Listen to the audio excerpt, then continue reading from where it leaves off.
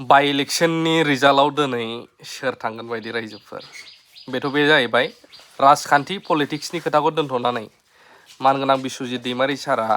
7 लाख सामथिं बड'लेण्ड इउनिभारसिटियावहाय होदों मानो थाखाय आरो बेजों लोगोसे बिथाङा मा बिबुंथि लाखिदों आं मोगा-मोगि माखासे सोंलु खालामदोंमोन मैयाबो आं माखासे भिडिअखौ होदों दिनैबो फिन नैबे चेनेलावहाय नोंथांमोननिसिम बर' रायजो राजाफोरनिसिम मिथिहोनाया गाहाम जागोन होननानै लानानै फैबाय नायलांग्रोब पलिटिक्सनि बाथ्राखौ दोनथ'नानै नोंथांनि बड'लेण्ड इउनिभारसिटियाव दावबायफैनायनि गुबै आंनि बड'लेण्ड इउनिभारसिटियाव दावबायफैनाया जाहैबाय आंहा मोनसे बाखि दंमोन बड'लेण्ड इउनिभारसिटियाव जे बिथांमोना मोनसे गल्ड कार्ड बेटारिजों सालायनाय गारि इउनिभारसिटि केम्पासआ गिदिरखाय आगोलाव माने बुंबाय थादोंमोन बे समाव बाथ्रा होनाय जादोंमोन आरो बे हिसाबै बे गल्ड कार्डखौ अलरेडि लानाय जादोंमोन नाथाय बिनि माबाखौ मा होनो रांखौ माने हरनाय जायाखै पेमेन्टखौ ओंखायनो आंनि आसाम एसेम्ब्लिनिफ्राय आंनि जितु फान्ड केम्पेइननिफ्राय आङो 7,70,000 रां बै गल्ड कार्डनि बेखौ दिनै चेक होफैदों जेन'बा इउनिभारसिटि जे बिथांमोनाबो जेबो गैया बे हिसाबै गतिके बे जिहेतु आंनि मोनसे कमिटमेन्टमोन मोनसेया जाहैबाय आं जेब्ला एमपिमोन एमएलएआव माने एमएलए स्पिकार जानायनि सिगां 50 लाख रां आं बेवहाय गार्लस हस्टेल लुनो थाखाय हरदोंमोन आरो बे हस्टेला कमप्लिट जानायाव बायदिसिना जाहोनाव आं लेंहरबाबो आगोलाव फैनो हायाखै दिनै जिहेतु आङो इउनिभारसिटियाव फैदों ओंखायनो हस्टेलखौ एसे नायनो केम्पासखौ परिबेसखौ नायनो होननानै आं दिनै फैदों बेवहाय हस्टेलावबो बेरायफैदों आरो गोबां फरायसुलिफोरखौ लोगो मोनदों मोजां मोनदों बिसोरजों इन्टारेक्सन खालामनानै खुब बिस्रा मोजां एम्बिसन दं औ जोंनि मानाव गेदेर बिसि आरो रेजिस्ट्रार आरो गुबुन गुबुन स्टाफजों बेवहाय रायलायनाय जादों जे जोंहा माखासे प्रप'जाल दं इउनिभारसिटिनिफ्राय मोनसेया जाहैबाय 17टा गोदान डिपार्टमेन्ट बेवहाय माने खुलिनो नागिरदों दा अलरेडि आरम्भ खालामदों दा बिनि थाखाय माखासे प्रफेसार एसिस्टेन्ट प्रफेसारनि पस्ट नांगौ आरो गुबुन गुबुन स्टाफनि पस्ट नांगौ मोनसेया जाहैबाय दासिमबो बड'लेण्ड इउनिभारसिटियाव नन टिचिं स्टाफ जायफ्रा फोरोंगिरि नङा सोरबा पियन चौकिदार केरानि आरो सोरबा इउडिए बेफोरबायदि पस्टआ दाबो सेंसन जाजोबाखै बिनि प्रप'जालाबो थांनानै दंहैयो ओंखायनो बेफोर बाथ्राफोरखौ सावरायनाय जादों माब्रैहाय जोङो थाबै खालामनो हायो दा बे बाथ्राखौ लानानै दिनै आंनो जिखिनि मेम'रेन्डाम होदों मानाव गेदेर गिबि मन्त्रि डक्टर हिमन्त बिश्व शर्मा आरो मानाव गेदेर सोलोंथाइ बिफाननि मन्त्रि डक्टर रेनुस पेगुजों आङो सावरायहैगोन जेसे हागौ थाबै जाहाथे बड'लेण्ड इउनिभारसिटिनि जिखिनि आसाम गभर्नमेन्टनि मावनो गोनां खामानि दं बेखौ जाहाथे मावनानै हरनो हायो सार नोंथांनि दैदेननायाव जों एसेम्ब्लियाव नुबोदों एसामिस बर' इंलिस रावजों लिरनाय बड'लेण्ड इउनिभारसिटियावबो माखासे अफिस रुमफ्राव बेफोरो जानो हागोन हाया सार नङा गासिबावबो जानो हायो दा बर'आ आसामनि मावख'आरि राव अफिसियेल लेंगुवेज अफिसियेल राव बेवहाय अफिसियेल राव जाबाय नालाय जेरावबो बाहायनो हायो आरोखि दा बाहायग्राफोरनि सायावसो बेखौ मानो होननानै बुङोब्ला बर'आ ओरैनो असमियाया अफिसियेल लेंगुवेज थाखानायखाय लोगो होननानै बुंदों एस'सियेट दाना राजा थायोब्ला राजाजोंथ' सानै जानो हाया हय सान्थ्रि गाहाय जानांगोन नङाब्ला मन्थ्रि जानांगोन थिग बेबायदिनो जेरावबो सासेल'सो जागोन ड्राइभार होनबा एसिस्टेन्ट ड्राइभार पाइलट होनबा क' पाइलट दा ओंखायनो बर' रावाबो जिहेतु असमिया दंग्रोखायो नालाय एस'सियेट खिन्थु असमिया आरो बर'नि जिथु मर्यादा बियो समान मोननैबो अफिसियेल राव ओंखायनो बे हिसाबै आङो आसाम आयेन आफादनि बुंथिगिरि जानाय लोगो लोगो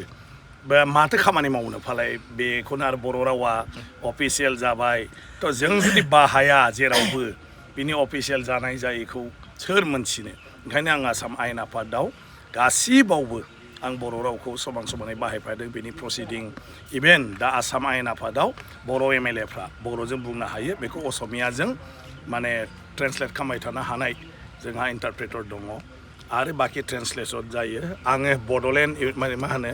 क'क्राझार गभर्नमेन्ट इउनिभारसिटि बिलखौ बर' रावजोंनो पास खालामदों माने बेवहाय आरो बिधान सभायाव दा बेफोरखौ जिहेतु बियो जोंनि मोनसे आयेननि गेजेरजों मोननाय आसाम गभर्नमेन्टआ आसाम आयेन आफादाव पास खालामनानै गेजेट नटिफिकेसन होबाय नालाय दा बेखौ जों बयबो मावनो हासै माथ्र बेल' बुजियैफोरखौबो बर'जों जबरदस्त लिरबा जोंहा लकसान जागोन ओंखायनो आङो माबा मोनसे नांगौ माने बुजियै बबेबा माने फरवार्ड खालामनांगौ बुस्थुखौ इंलिसजों लिरनांगौ आरोखि खिन्थु जोंहा गावनि गेजेरावल'ब्ला बेफोरखौ बर'जों लिरनांगौ गतिके बायहेरायाव थाङोबाथ' बुजिनाय नङा मा लिरदों आरो ओंखायनो आं उपाय गैया मानसिफोरखौ बुजायनो हाया आंनाव एसेम्ब्लियाव बर'निल' लिरना होयो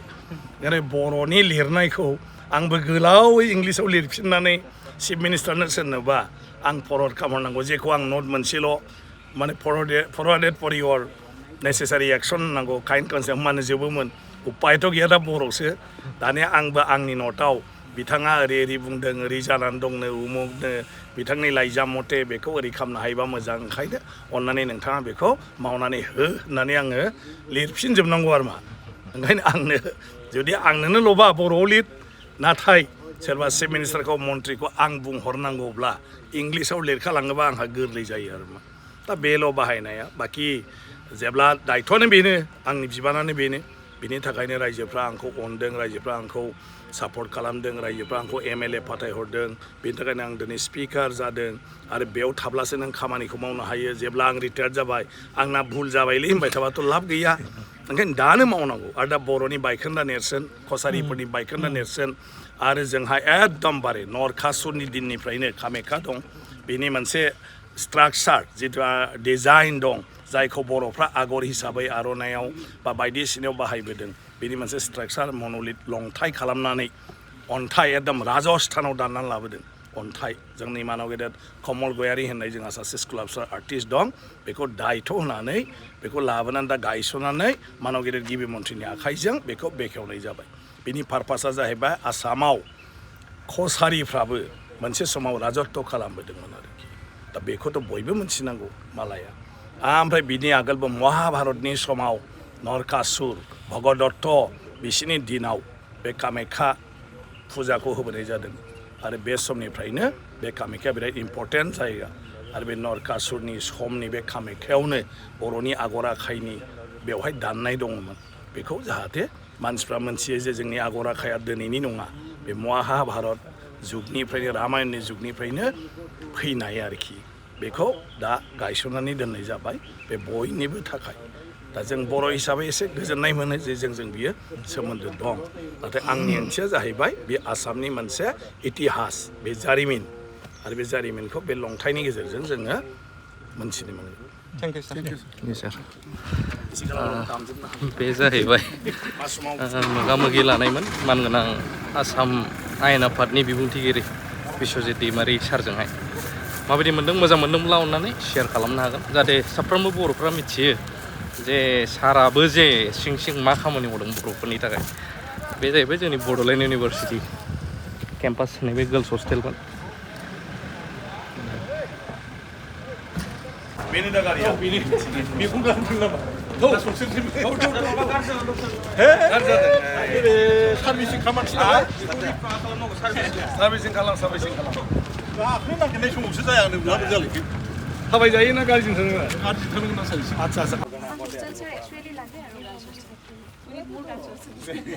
এটা কিমান ষ্টুডেন্ট থাকে গার্লস হোস্টেলত এতিয়া 225 225